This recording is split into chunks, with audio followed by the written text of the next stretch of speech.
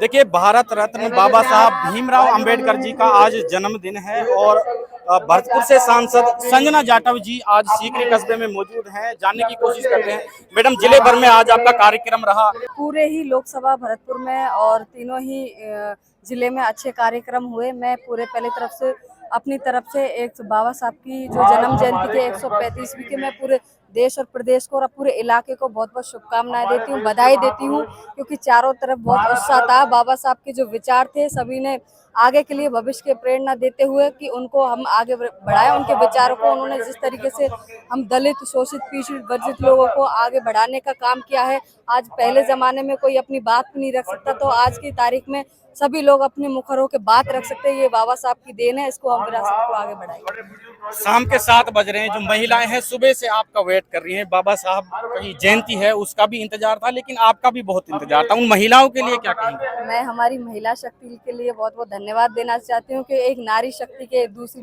नारी को देखती है तो उत्साह बढ़ता है। मैं उनकी बहन बेटी हूँ। 7:30 का टाइम होने 8 बजने वाले हैं, खाने पीने का टाइम है, फिर भी वो इलाके में बैठी हुई है कार्यक्रम में। मेरे लिए बहुत बड़ी बात है, उनके लिए मैं बहुत बहुत धन्यवाद, बधाई देना चाहती हूँ। सांसद जी, आप सांसद हैं इस क्षेत्र की। गुलपाड़ा का रास्ता बहुत खराब है। आप देश की सबसे बड़ी पंचायत में बैठती हैं, तो इसके लिए आप क्या प्रयासरत रहेंगे? मैं सारे प्रयास करूंगी। मैं मेरी तरफ से लेटर भी जारी करूंगी। माने हमारे PW जो मंत्री जी हैं, दिया कुमारी जी, उनको लिखूंगी और मेरे जितने भी प्रयास होंगे उस इलाके के लिए, विकास के लिए मैं सारे प्रयास करूंगी। एक छोटा सा सवाल है, युवा नशे से बहुत पीड़ित हैं, उनके लिए क्या मैसेज?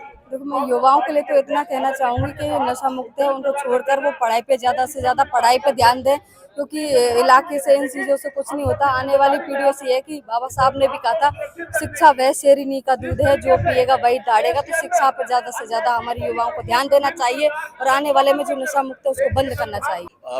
बाबा साहब इस देश के सबसे बड़े शिक्षित और महापुरुषों में से एक, हमारे देश के गौरव हैं, भारत रत्न। और पूरे इलाके में हर वर्ष की भांति इस बार भी अलग अलग तरह की झांकियां निकाली गई।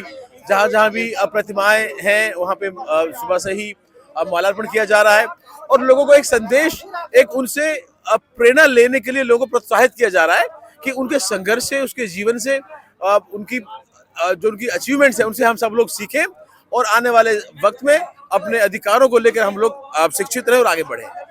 धन्यवाद।